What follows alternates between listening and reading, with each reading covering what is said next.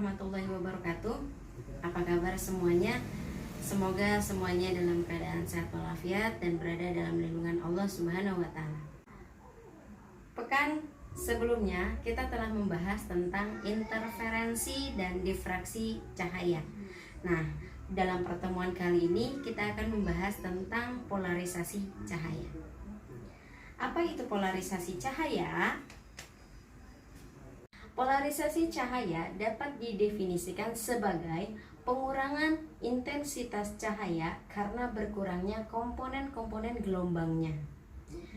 Dan cahaya termasuk ke dalam gelombang transversal. Dan yang ingat, gelombang transversal seperti apa? Ya, gelombang transversal yaitu memiliki komponen yang tegak lurus seperti ini.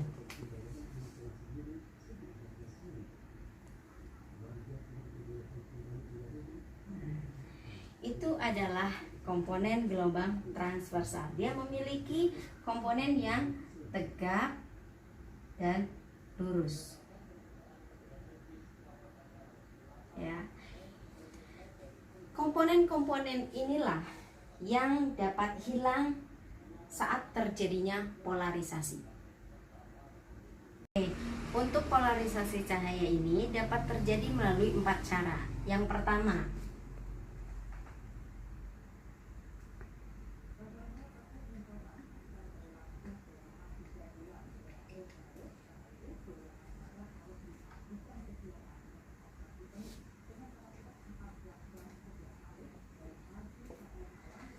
adalah refleksi, ya. Ada yang tahu refleksi itu apa? Refleksi adalah pemantulan cahaya. Yang kedua, absorpsi. Yang tadi refleksi, pemantulan. Nah, kalau absorpsi, penyerapan. Refleksi dan absorpsi. Yang ketiga,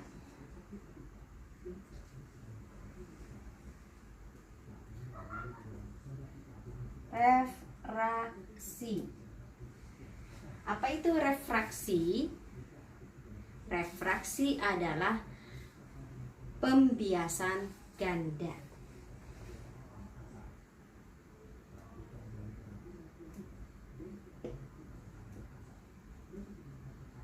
Nah, yang keempat adalah hamburan. Inilah yang terjadi pada polarisasi. Bisa melalui 4 cara. Yang pertama refleksi, absorpsi, refraksi, dan hamburan.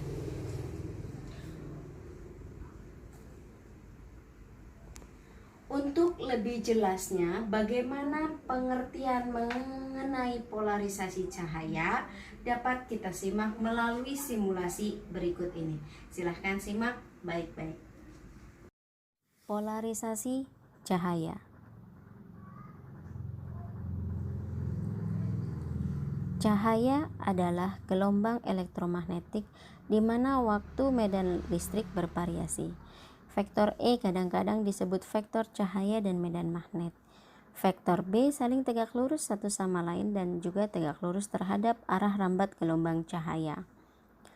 Fenomena di mana variasi atau getaran vektor cahaya terbatas pada arah tertentu dalam sebuah bidang yang disebut polarisasi. Sifat cahaya yang melintang dapat ditunjukkan melalui polarisasi gelombang cahaya menggunakan batu kristal.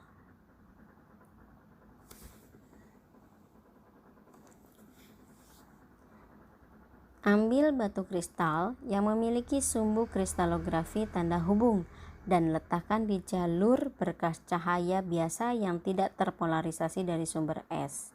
Ketika cahaya yang tidak terpolarisasi dari sumber es, seperti intensitas kejadian asli dilewatkan melalui batu kristal A, sinar lampu yang muncul ditemukan sedikit berwarna dan kurang kuat seperti yang terlihat pada titik O.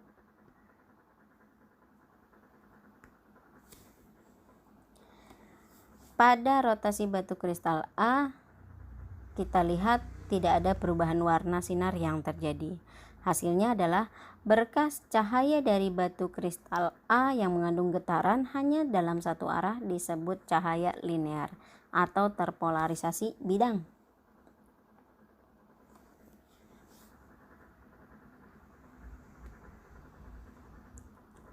Ambil batu kristal B yang lain yang memiliki sumbu kristalografi BB aksen dan letakkan di jalur kemunculan berkas cahaya dari kristal A sehingga sumbu kristalografinya A aksen dan B aksen sejajar satu sama lain. Sinar yang muncul dari kristal A melewati kristal B dan masih satu warna di posisi ini, kristal A dan B dikatakan berada dalam posisi paralel. Sekarang kita putar batu kristal B sehingga berkas cahaya S berada pada sumbu O.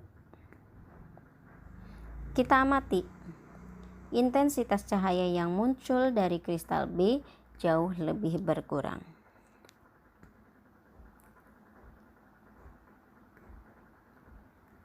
Jika kita terus-menerus memutar kristal B, berkas cahaya S pada sumbu O akan tercapai ketika sumbu kristalografinya A aksen dan B aksen tegak lurus sumber. Baiklah, bagaimana cara kita memahami polarisasi dengan 4 cara yang tadi? Kita akan simak video berikut ini.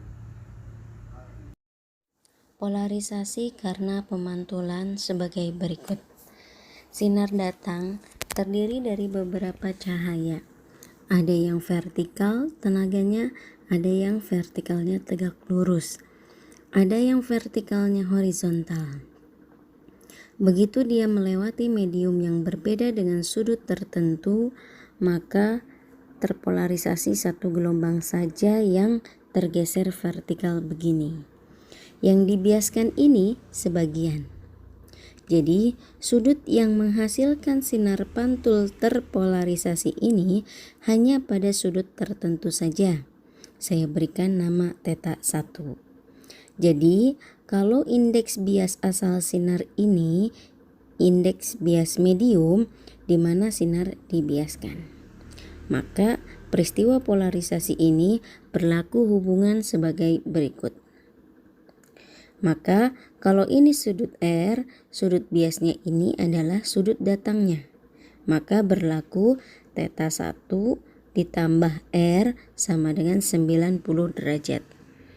Tangen θ1 sama dengan N2 dibagi N1. Polarisasi cahaya karena absorpsi selektif. Cahaya masuk kemari, intensitasnya keluar dari polisator ini berkurang. Kemudian dianalisa berapa berkurangnya daripada intensitas cahaya. Jadi cahaya yang terpolarisasi bisa menjadi I sama dengan I setengah I0.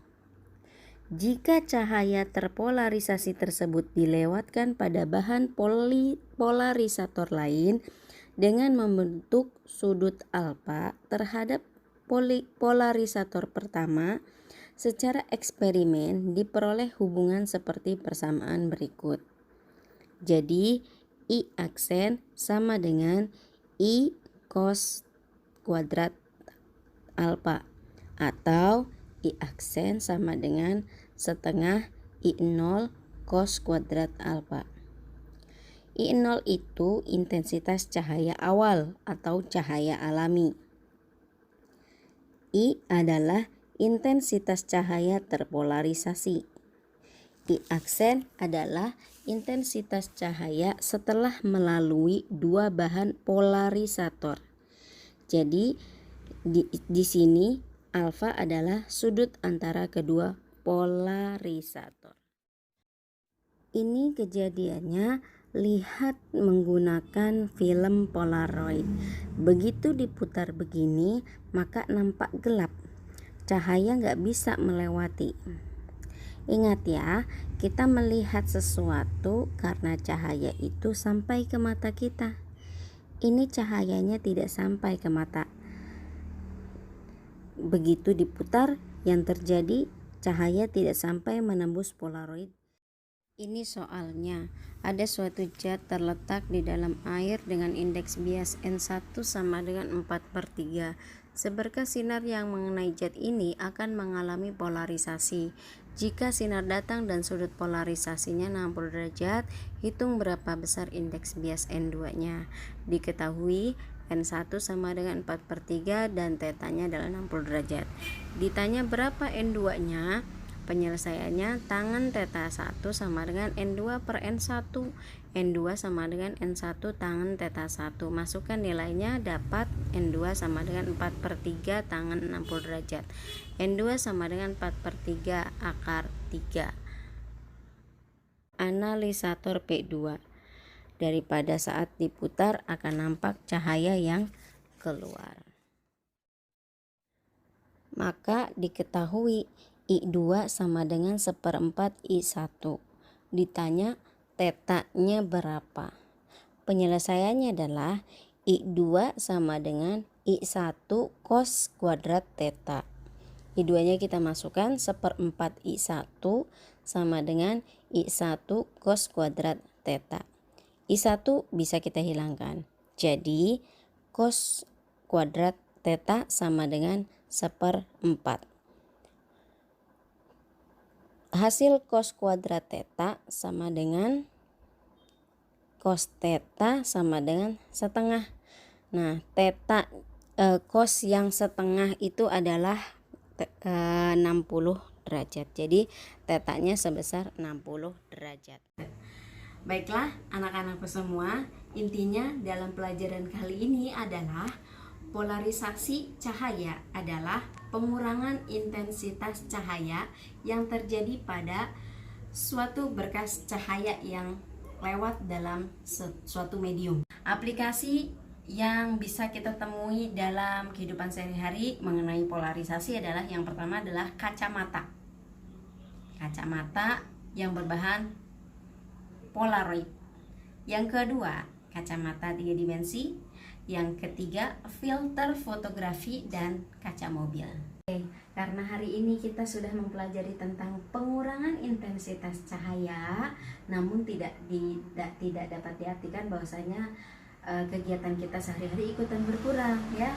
Jangan sampai iman kita ikut berkurang dengan kita tetap stay di rumah, menjaga kesehatan kita sehingga imun dan iman kita tetap terjaga.